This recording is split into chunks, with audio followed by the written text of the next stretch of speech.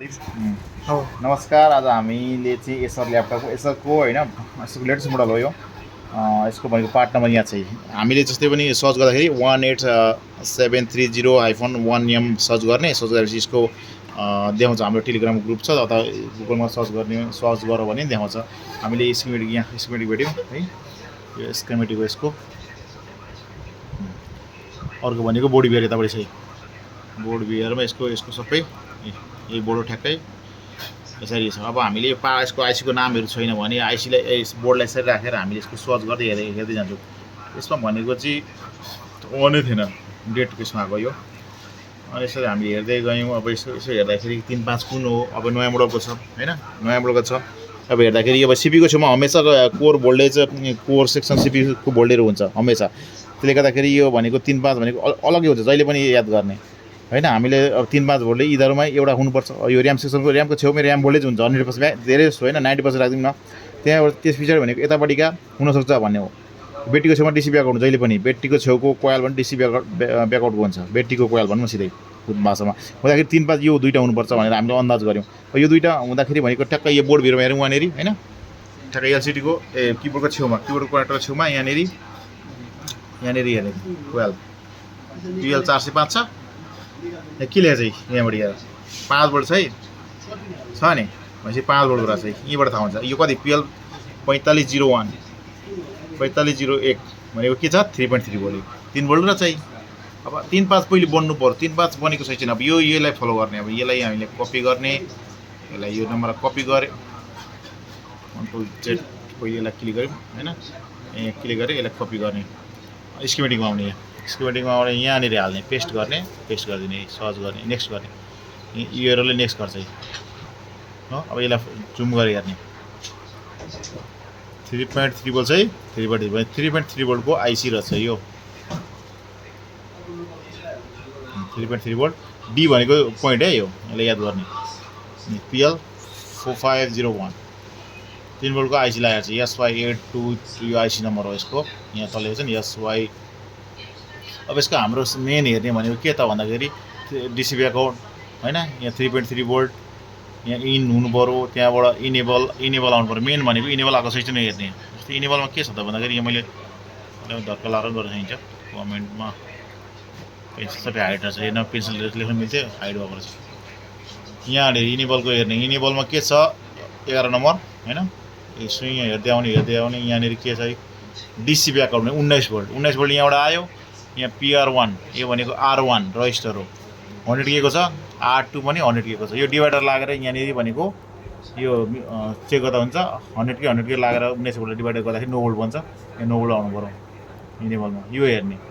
यहाँ त बनिरहेको छ, भरे यहाँनिर चेक गर्दाखेरि थिएन भोल्टेज 9 भोल्ट, यहाँ बनिरहेको छ दुईवटा रजिस्टरको खुट्टामा 9 भोल्ट आइरहेको छ, तर यहाँ आएको थिएन। त्यसले गर्दा हामीले यो हल्का यो आइसीलाई चाहिँ हल्का हेर्दै हेऱ्यौँ, त्यस पछाडि त्यहाँ भोल्टेज आयो। समस्या त्यति थियो यसको, अरू केही थिएन।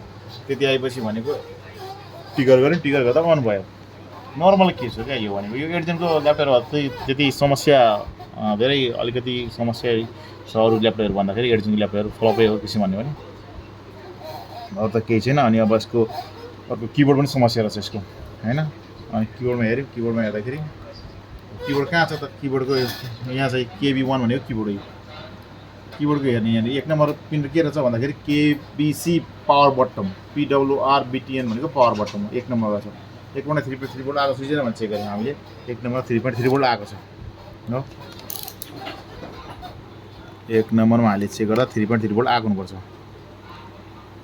जस्तै भोल्टमा लाउने मिटरलाई यहाँ चेक गर्ने 3.3 भोल्ट आएको छ हो, आएको छ। त्यसपछि हामीले 1 नम्बर टिगर गरेर अन गर्दाखेरि अन भयो ल्यापटप अन भयो कस्टमरको होइन। यो भनेको चाहिँ युनाइटेड कम्प्युटरमा आएको ल्यापटप रहेछ, उहाँहरूले नसकेर यता पठाउनु भएको रहेछ हाम्रोमा अनलाइन कम्प्युटरमा। यो भने कस्टमरले ल्याएको होइन, डाइरेक्ट कस्टमरले युनाइटेड कम्प्युटर दिएर युनाइटेड कम्प्युटरबाट हाम्रोमा आएको। त्यसले गर्दाखेरि यसलाई हामीले अब सटडाउन गरेर हेऱ्यौँ, सटडाउन गरेर हेर्दाखेरि सटडाउन गऱ्यौँ। अब यो किबोर्ड लगाएर हेर्ने, किबोर्ड लगाउँदाखेरि भनेको यहाँनिर यो चाहिँ 1 नम्बर पिनमा 3.3 भोल्ट आउनु पऱ्यो, तर दिँदैन भनेपछि किबोर्ड पनि सर्ट रहेछ। त्यसरी थाहा हुन्छ किबोर्ड सर्ट हो कि होइन भन्ने कुरा, त्यसरी चेक गर्न सकिन्छ हामीले। जस्तै मैले सटडाउन गरेर हेरेँ, अब यसमा M2 स्लट छ। यति राम्रो ल्यापटप तर M2 कस्टमरलाई थाहा छैन M2 हाल्नुपर्छ भन्ने कुरा। अब पहिले किन्दाखेरि M2 ऱ्याम स्लट पनि ऱ्याम पनि थप्न मिल्छ। यसलाई M2 पनि हालेर ऱ्याम पनि हालेर भने यो ल्यापटप राम्रो छ, राम्रो कन्फिगर भएको ल्यापटप हो। सायद कुन छ यो i3 i5 छ। i5 यति राम्रो ल्यापटप छ तर अब हार्डिस हालेको छ, त्यही भएर स्लो भयो क्या। यदि यहाँ M2 थियो भने यतिखेर पनि बन्द भइसक्थ्यो।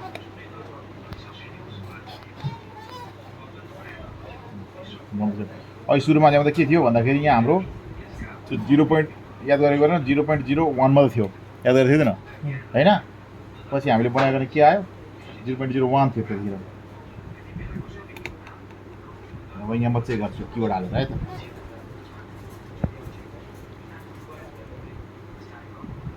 किबोर्ड हालेर हेर्ने हो भने यहाँनिर ल यो एक नम्बरमा के गर्छ, एक नम्बरमा 3.3 आउनु पर्ने नि एक नम्बर पिनमा, तर अहिले के गर्छ ग्राउन्ड होला सायद।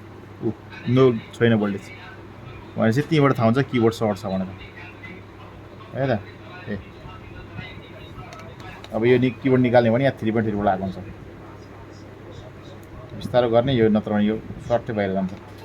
यदि कच्चा बनाएको छ नि अहिलेको लेटेस्ट मोडल भन्नु मात्रै छ। अब निकालेर हेर्ने भयो भने ए अन पनि भइसक्यो यहाँ 3.3 अझै किबोर्ड पनि सर्ट रहेछ।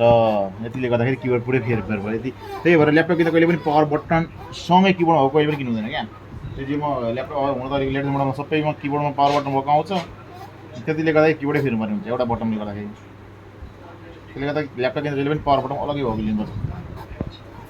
यो चाहिँ म भन्छु, हुन त अब सबै नराम्रो भन्न खोजेको नि ल्यापटप राम्रै हो, तर अब हाम्रो सिफारिसीमा चाहिँ किबोर्ड यदि पावर बटन बाहिर थियो भने त यो किबोर्ड तार खोलेर अर्को किबोर्ड लगाएर पनि हामी चलाउन सक्थ्यौँ नि त। तर यसमा पावर बटन किबोर्डमा भएकोले गर्दाखेरि अनिवार्य किबोर्ड फेर्नै पऱ्यो क्या। फेर्दिनँ मसँग पैसा छैन म अर्को किबोर्ड चलाउँछु भन्न पाएन। अर्को स्विच लगाउनु बाहिर निकालेर